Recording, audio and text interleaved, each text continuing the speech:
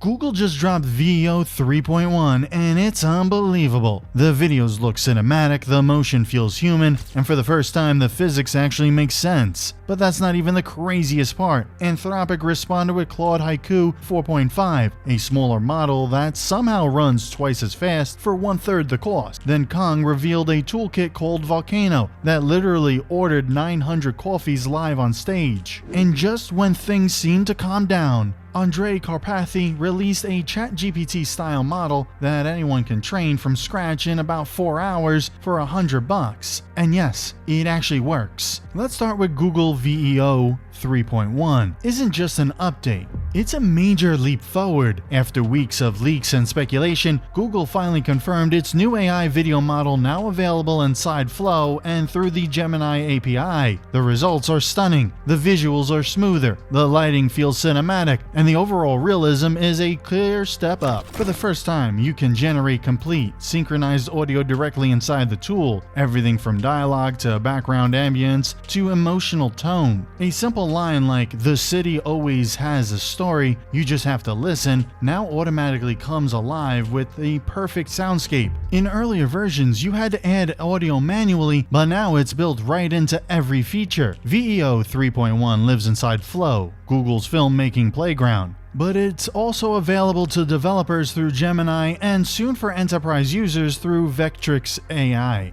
Pricing hasn't changed, 40 cents per second for the standard model and 15 cents for the fast version. There's no free tier, but you only pay when it successfully generates. It can produce 720p or 1080p videos at 24 frames per second and run up to 2.5 minutes using the new extended feature, which continues seamlessly from your last frame. That means you can finally create continuous stories without abrupt cuts. Control has gone to a new level. You can feed it text prompts, images, or even short video clips. You can stack multiple reference images to lock a visual style, interpolate between the first and last frame for smooth transitions, or stretch an action beyond the current shot. They also added insert and remove tools so you can drop new objects or erase elements mid-scene. These tools aren't fully live in the API yet, but they're coming. For enterprise clients, it now maintains visual consistency across campaigns. Upload a single product photo, and the model ensures that product looks identical in every clip. Flow now lets creators edit scenes without rebuilding from scratch, making the difference between rough prototyping and full production. Every video is also watermarked with Synth ID and screened for copyright or privacy violations. Content is stored for only 2 days after deletion, unless downloaded. Reactions have been split. Some creators love the flexibility and control, others say OpenAI's Sora 2 still looks more natural. Matt Schumer from Other Sides AI said VEO 3.1 looks worse than Sora, but praised its editing tools. 3D artist Travis Davids loved the audio quality but wished for longer clips and custom voices. Overall, most agree Google improved usability but still trails Sora in realism. Now, while Google is chasing cinematic realism, Anthropic went in the direction of smaller, faster, and cheaper.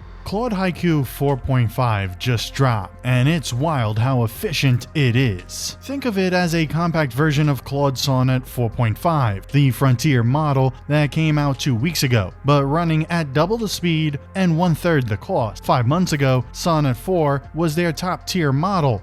Now that same level of coding power fits into a lightweight Haiku model, priced at just $1 per million input tokens and $5 per million output tokens. Haiku 4.5 actually beats Sonnet 4 on certain tasks, especially anything that involves direct computer use. So real-time assistants, chatbot, customer service agents, or coding co-pilots all feel snappier. Anthropic even suggests pairing them. Sonnet 4.5 breaks a big project into steps, then coordinates multiple Haiku 4.5 models to run subtasks in parallel. That's full multi-agent orchestration built in. The model's benchmark data is solid. Real coding performance on SWE Bench verified hovers around the same level as much bigger systems, and latency is impressively low. It's available everywhere. The Claude API, Claude Code, Amazon Bedrock, and even Google Cloud's Vectrix AI as a drop-in replacement for Haiku 3.5. So if you were using the older one, just switch endpoints and you're good. What's even more interesting is safety. Anthropic ran a massive battery of alignment tests and found that Haiku 4.5 showed lower rates of misaligned behavior than both Sonnet 4.5 and Opus 4.1. In plain English, it's their safest model yet.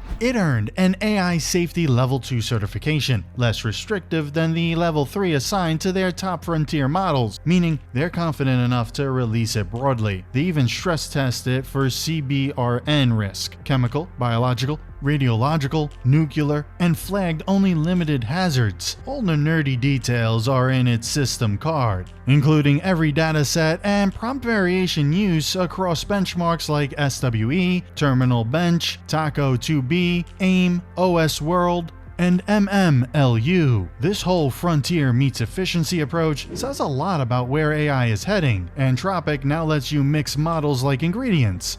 Premium reasoning for Sonnet, real-time execution from Haiku. It's not about having one giant brain anymore, it's about teamwork between specialized minds. Alright, now Kong just dropped something that could totally change how developers build AI agents. It's called Volcano, and it's kind of insane, because it's an open source toolkit that lets you build your own smart AI assistants, and you can do it in just a few lines of code. Here's why it's such a big deal. Most of the older frameworks, like LangChain or HiStack, were made before this new standard called MCP, Model Context Protocol, even existed. MCP is what allows AI models to talk to tools, APIs, and databases all in the same language. Those older frameworks had to bolt it on afterward, but Volcano was built for it from day one. That means everything connects, cleaner and faster, without weird setup steps. At the API Summit in New York, Kong CTO Mark Paledo did a live demo, and it blew everyone's minds. He told the crowd to scan a QR code, and instantly, an AI agent built with Volcano took everyone's name and location and placed over 900 coffee orders at nearby shops. The whole thing ran on just 15 lines of code. That's ridiculous. Volcano is MCP native, so it plugs straight into Anthropic, OpenAI, AWS, Azure, Google Cloud, all the big ones, and it can mix them mid-task. Like one step might go to Cloud Sonnet for reasoning, then the next switches to a smaller, faster model. It figures out the best one automatically, and it can even create smaller sub-agents that other agents reuse. Kind of like building a whole AI ecosystem that runs itself. Kong CEO Augusto Mariti also announced new MCP upgrades inside their AI gateway, which is basically the control center for all this. You can now take any API you manage and automatically turn it into an MCP server, so it's ready for AI use right away. They added centralized security with a new MCP OAuth plugin, and even an AI integration composer that helps you discover and connect smart APIs like building blocks. It's a full pipeline. Build it, secure it, deploy it. Volcano is fully open source, and Kong's already calling for developers to join in. Even in this early stage, it's easily one of the cleanest, simplest frameworks for agent building out there. It's like they took the messy, overcomplicated LangChain graphs and turned them into one smooth type script flow that just works. And while all that's happening on the enterprise side, Andrej Karpathy, the former Tesla and OpenAI guy, just reminded everyone what open source is supposed to look like. He released something called NanoChat, and it's basically a mini ChatGPT that you can train from scratch in about 4 hours for around $100. It's a super lightweight setup, about 8,000 lines of code, but it does everything: training, fine-tuning, testing, even running the chat bot through a clean little web interface. You just run one command and it builds the entire thing automatically. He tested it on a machine with 8 H100 GPUs that cost $24 an hour to rent, so the whole 4-hour run costs right under $100. When it's done, it spits out a full report showing exactly how your model performed on reasoning, math, coding, and chat. The best part is you can see exactly how it learns. In the first phase, it absorbs general language patterns, then it practices conversations, multiple choice problems, and simple Python snippets. Finally, it fine-tunes itself on higher quality chat data to sound more natural.